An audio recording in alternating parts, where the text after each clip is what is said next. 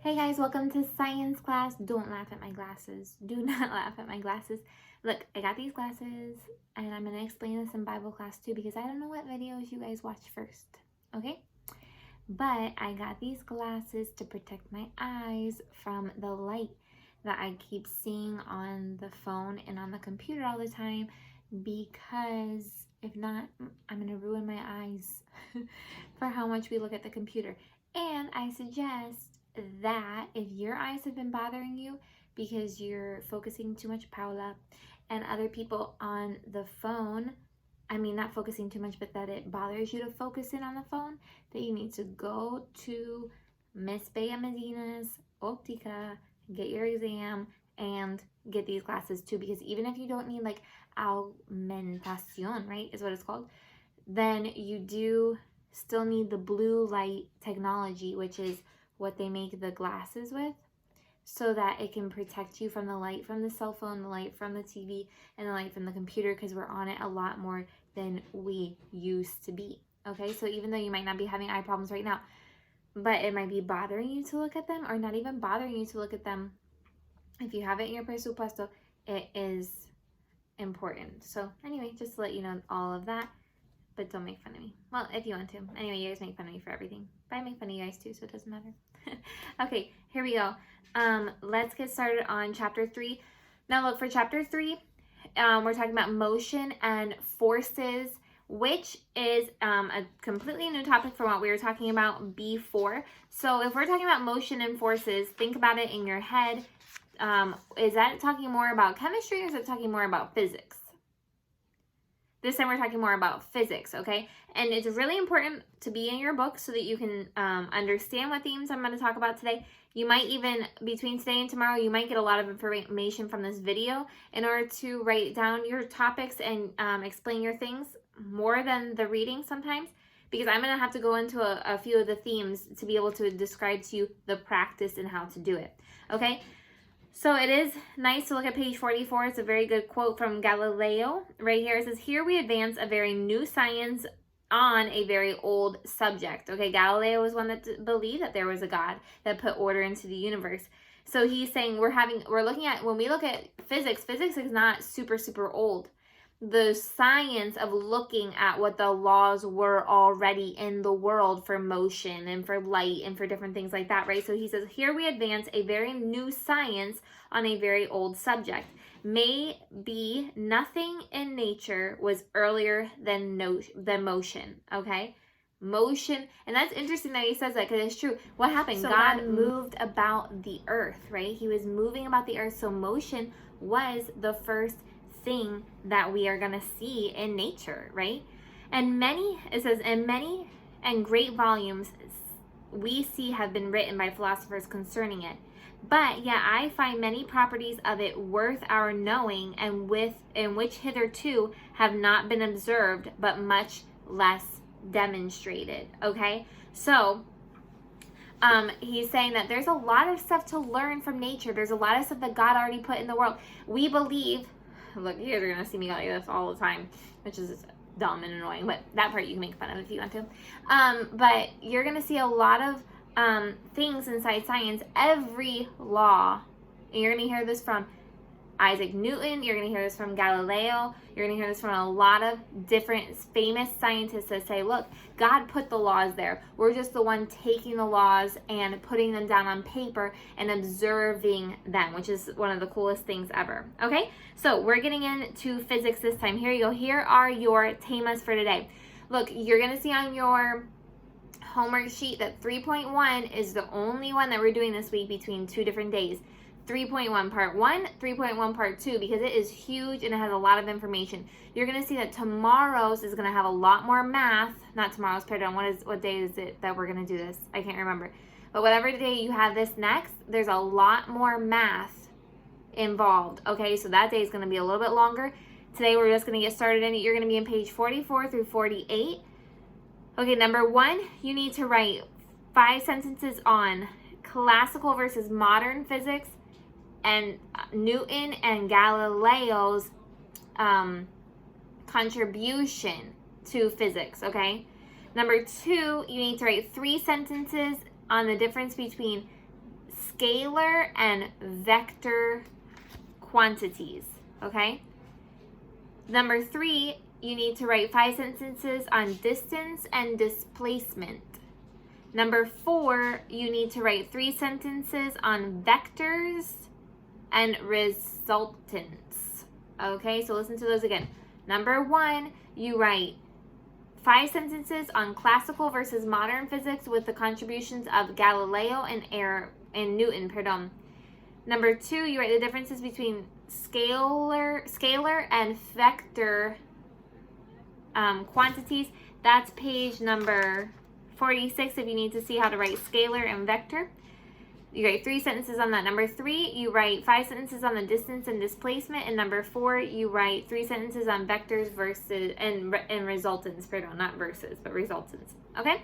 Some things I want to mention to you is that it is interesting to read the first couple pages on the most famous people inside the world of physics.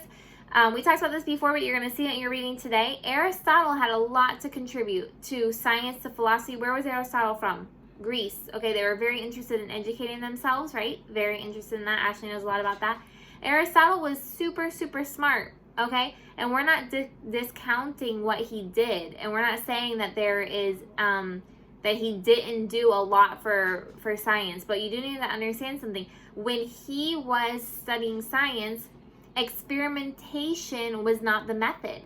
So some of the things that he concluded about the world while he was observing it well, because remember his philosophy was that through observation we get our knowledge, right? He was on the right track for that. He had some things that we wouldn't agree with, but he was on the right track with that. He observed certain things and concluded incorrectly. However, he never knew he concluded them incorrectly because experimentation was not the method. So who discovered that he concluded them incorrectly? Galileo. When Galileo came around and he started experimenting and started realizing that what we had believed for años was not true. But he still contributed a lot. Aristotle did. Okay, when we look on page 46, we're going to see scalar and vector quantities. Okay. Then we see displacement. Guys, it's not hard to understand, so that's why I'm going to let you guys really focus in on it, okay? But I do want you to see this little symbol right here. This is a Greek symbol called delta, okay? Delta is a Greek symbol that means change, okay? So you're going to see this for displacement, okay? I'm going to tell you really quickly, because I think it's going to help us do one of our practices, that displacement is change in your position, okay? Distance is easy. We just add, okay, if I walk 3 miles right now and then I walk another 2 miles, I walked 5 miles. It doesn't matter where I walk them, I just walk 5 miles. But displacement is like this. If I walk 3 miles toward the centro, but I walk 2 miles back, then what's my displacement? 1 mile. Why? Because I'm 1 mile away from where I started. It's my change, not how far I walked, okay? I walked 5 miles, but I only displaced myself 1 mile. 3 miles there, 2 miles back. So I'm only 1 mile away from my house now, right? That's displacement, but you'll learn more about that when you get into it, okay? So, what I do want to point out to you in this one is pay attention to your diagrams. So look at, like, let me give you a good example of that. Look at page 47. Page 47, in the paragraph that says distance and displacement in 2 dimensions right here, it says, when they're talking about everything, it says, look at figure 3.3. That's what it says right here. Look at figure 3.3. Guys, do that. Here's figure 3.3. Do that, because if you're just reading like, oh, okay, I got through it. Cool. No, but you don't look at that, you're not going to understand displacement. Okay, you're not going to understand what they're talking about. Because in this one, what they're talking about is interesting. That if you...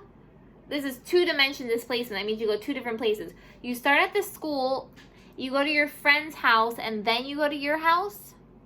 Your distance is from here to here, and you add all that up. But your displacement is from here to here, a triangle.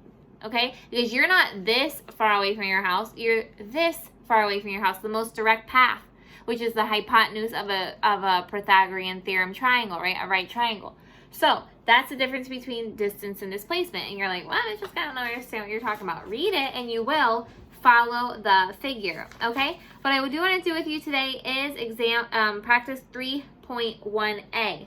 I want to do those with you so that I make sure you understand the math behind everything, because they're throwing a lot of math at you, okay?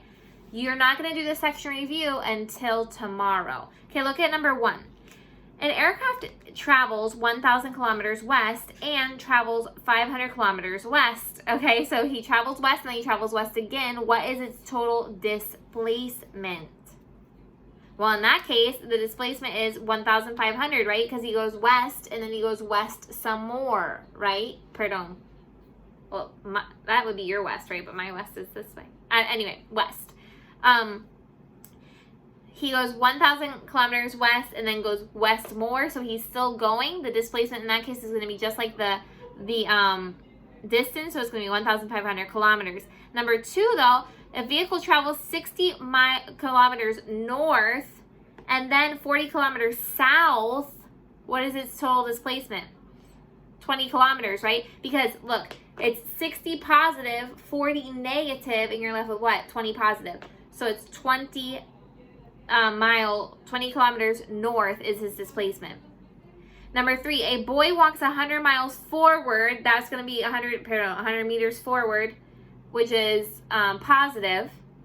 Then 150 miles backwards. What is his total displacement? It's 100 positive minus 150, so it's going to be negative 50. Okay, that negative means that he went back. But what is his total distance traveled, you guys?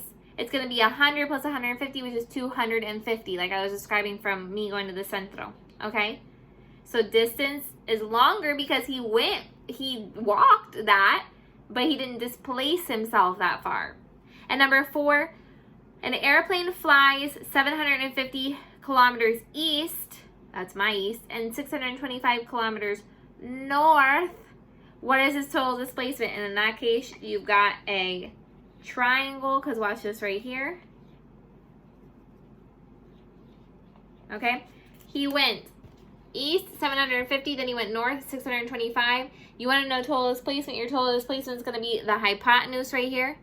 A squared plus B squared equals C squared is your Pythagorean theorem. Okay, Ismar, if you need help with that, just ask one of your compañeros. It's an easy formula, but you may not have gotten it into math really yet. You go 750 squared plus 625 squared equals something. I have my calculator here.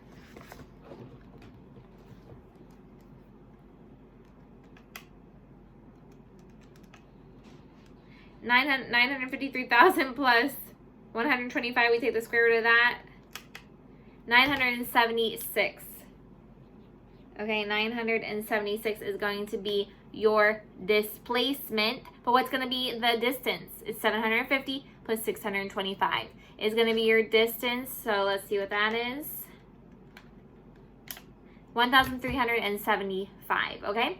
If any of you say, no, Miss Jessica, go through the math a little bit slower for me, please. No problem. I'd be glad to do that for you in a quick little video, okay? So just let me know. That's it for today, okay? You're getting into it. You're starting slow with it, but I want to give you time to process these terms, process that math, because then tomorrow, or pardon, whatever day it is, we're going to go into motion, the difference between speed and velocity. We're going to go into acceleration, and we have a lot of examples and a lot of practice to go over with all of that, okay? Bye, guys. See you later.